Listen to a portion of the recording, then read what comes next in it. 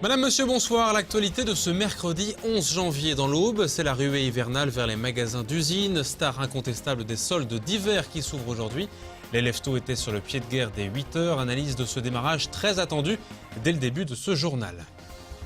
Les niveaux de l'Aube et de la Seine sont au plus haut, mais dans certaines communes, les crues de ces rivières sont une habitude. Exemple à Bailleul, près de Bar-sur-Aube, où vous le verrez, les habitants prennent leur mal en patience. Ils en ont vu d'autres. Reportage à suivre. Côté culture et sortie, la médiathèque du Grand 3 propose en ce moment un zoom sur la bande dessinée.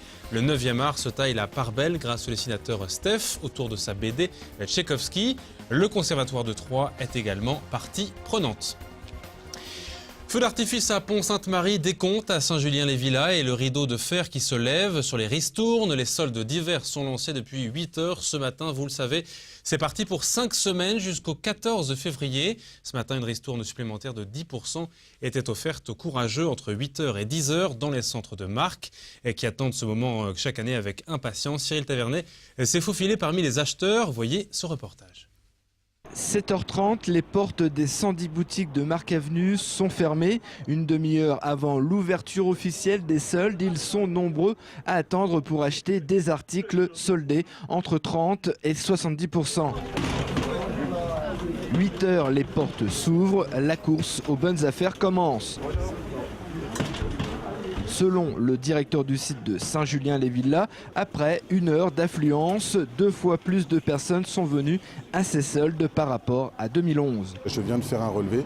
À ce moment-là, on est en train de doubler le nombre d'entrées entre la tranche 8h et 9h. Donc c'est plutôt un bon signe, sachant qu'on sait très bien que notre clientèle vient de très loin pour ces périodes-là. Donc c'est plutôt un bon signe que l'on démarre sur comme ça une affluence qui double sur la première tranche d'heure. Les plus accros n'ont pas hésité à se lever tôt, faire des kilomètres en voiture pour assouvir leur passion du shopping. Leur explication, les premiers arrivés, les premiers servis. 7h30 du matin, c'est pour être les premières déjà, pour avoir une place de parking tout de suite. Et puis pour attaquer dès 8h les soldes, parce qu'en plus de ça, on a 10% supplémentaires sur certains magasins d'entre 8h et 10h. On vient de Chalon-sur-Saône, en Bourgogne, en Saône-et-Loire. Et on vient pour profiter des soldes, étant donné que c'est le premier jour. Donc on vient, on profite. On vient de Dunkerque, donc il faut qu'on profite. Il y a déjà le voyage à rembourser, on va dire. Et puis on est arrivé hier soir, donc voilà, une petite nuit d'hôtel. Et puis on est prêt pour ce matin faire toutes les soldes. Nous venons de la région parisienne, nous sommes venus à 5, nous sommes levés aux aurores et nous avons dépensé déjà beaucoup de sous. Mon mari voulait un pull vert, il avait repéré, on a été repérer la taille déjà et puis la couleur. Alors pour être sûr d'avoir l'article qu'on voulait, on s'est levé un petit peu plus tôt. 2 heures après l'ouverture, les parkings de Marc Avenue étaient complets et du côté de Pont-Sainte-Marie, même constat. On est très content, le parking central était plein dès 8h15 ce matin, donc un franc succès. En termes de fréquentation, on est à peu près équivalent à l'année dernière. Le chiffre d'affaires devrait être bon. Selon cette vendeuse, les clients dépensent sans trop compter. Ils dépensent en moyenne 50 € par personne. Ils achètent 2 articles et demi. Bon, il y en a qui achètent pour plus de 300 €. Donc c'est déjà pas mal pour cette première journée. 5 semaines de soldes correspondent pour les centres de marque Aubois à environ 20% du chiffre d'affaires sur l'année.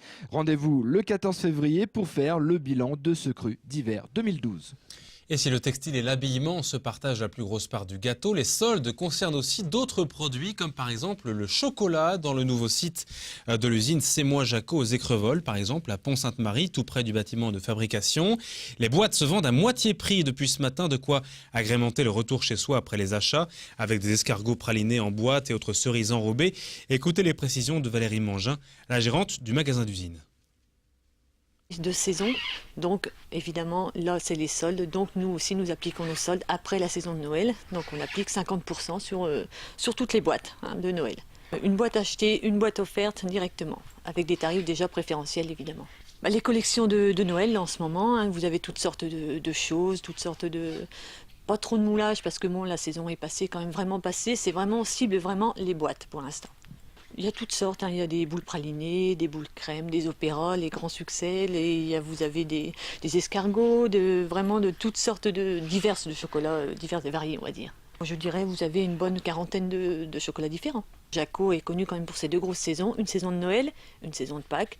Donc une fois que la saison est passée, nous soldons comme les magasins.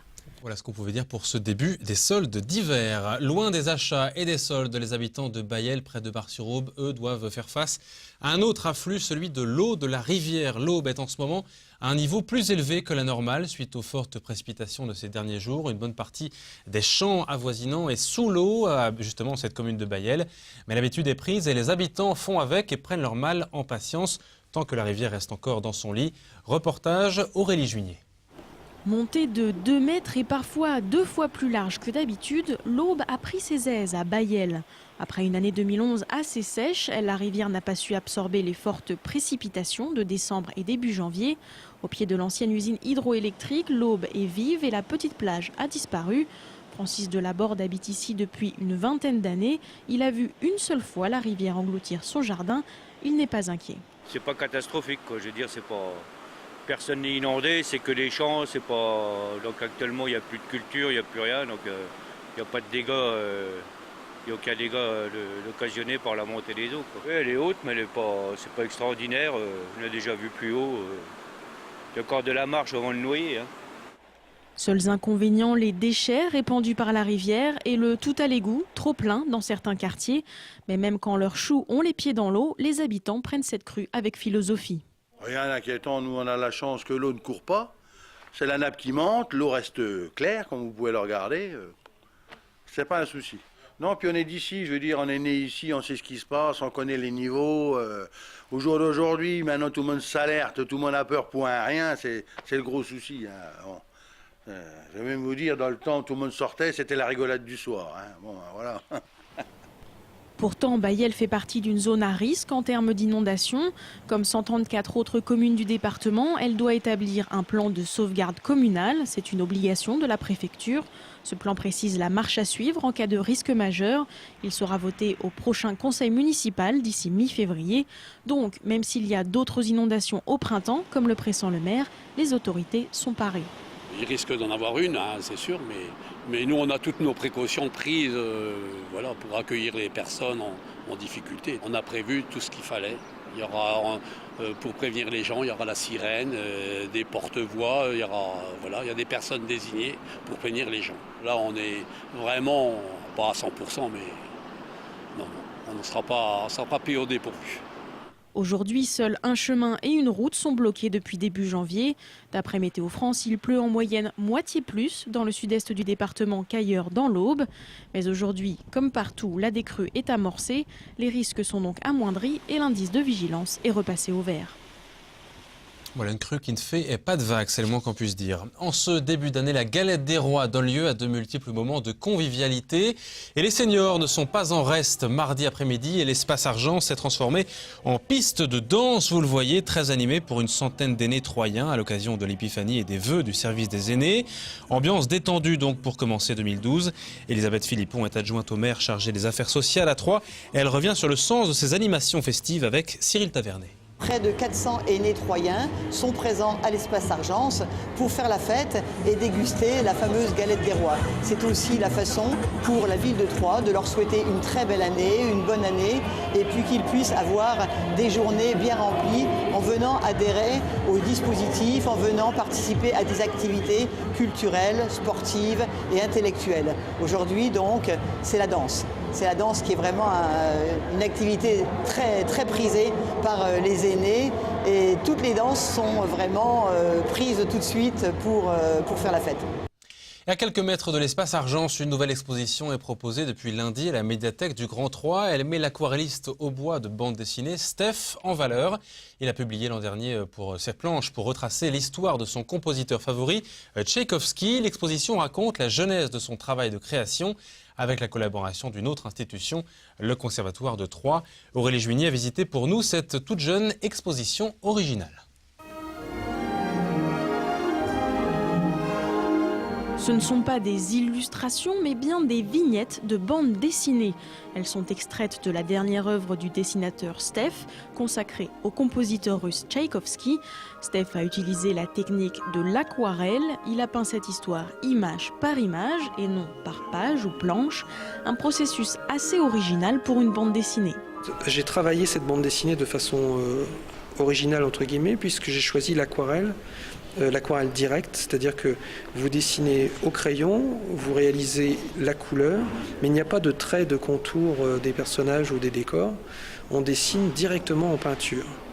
Et à partir de ces aquarelles, je recomposais les planches, je remplaçais mes croquis du départ petit à petit, et la bande dessinée se faisait tel un puzzle en fait.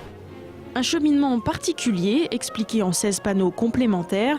Stef y raconte les 2 années qu'il lui a fallu pour réaliser cette œuvre, depuis son intérêt pour la musique de Tchaïkovski, dès 14 ans, à la mise en page finale de cette BD musique. Les panneaux suivent dans l'ordre chronologique le travail du dessinateur, c'est-à-dire du scénario, de l'idée du texte en fait, des premières idées du texte, au premier croquis, en passant après par les crayonnés, c'est-à-dire le dessin cette fois-ci définitif au propre, l'aquarelle, c'est-à-dire la mise en couleur qui va réellement donner le relief au dessin, et ensuite la mise en page de tous ces dessins. Mais aussi les dialogues et l'énorme travail de documentation sur la vie du compositeur. Cette exposition est donc une vision large de l'œuvre de Stef, complétée par l'œuvre de Tchaïkovski. Il est clair qu'on ne pouvait pas se contenter de montrer une exposition d'images, mais que cette bande dessinée, elle se laisse entendre aussi. Et donc le public a à disposition 2 postes pour écouter les CD de la BD musique. On peut attirer tout à la fois un public de mélomanes autour du nom de Tchaïkovski, mais aussi un public amateur de bande dessinée du fait qu'il s'agit d'une bande dessinée. Comme la bande dessinée, cette exposition allie donc images et musique. Une deuxième partie des aquarelles est d'ailleurs présentée au conservatoire Marcel Landowski. Des concerts et des ballets y seront organisés jusqu'au 25 février dans le cadre de cet événement. Stef, quant à lui, continue de travailler sur la musique, mais de cinéma cette fois. Il s'intéresse désormais au réalisateur Alfred Hitchcock, sorti de cette prochaine bande dessinée prévue dans 2 ans. En attendant, l'expo est à voir jusqu'au 25 février à la médiathèque du Grand 3. C'est la fin de ce journal. Merci de votre fidélité. À suivre les prévisions météo pour demain. Très belle soirée à vous et à demain.